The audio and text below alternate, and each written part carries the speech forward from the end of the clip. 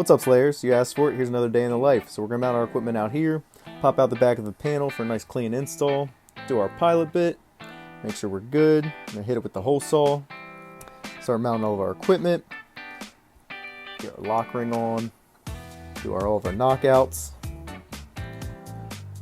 and we just hang our equipment and start piping up to the attic. We'll punch into the attic with a hole saw. After that, it's time to get up there and start connecting all of our conduit to our boxes. I like to tape the end of my flex for a little more rigidity. Don't forget your stickers, your straps. Sometimes we got to climb in these attics. That's the life of a solar electrician. Don't forget your supports.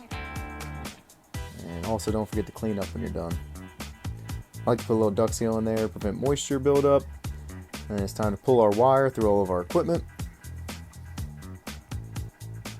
After that, it's just time to lace everything up. It's always good practice to start with your outside equipment first. That way you're not ever accidentally working on anything live. Once you're done wiring up everything outside, head inside, start connecting the main panel, grounds and neutrals, and your breaker.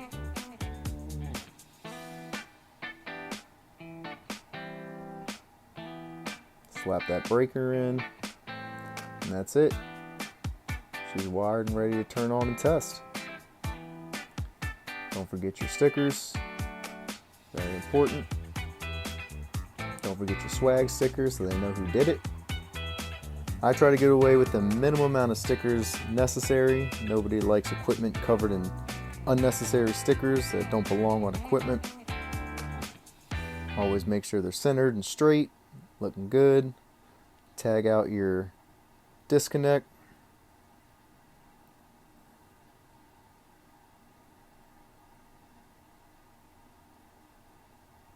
And that's it. She's done, ready to rock. All in all, this job took me about 3.5 hours. I think we got there at 8, finished just before noon. Easy Friday.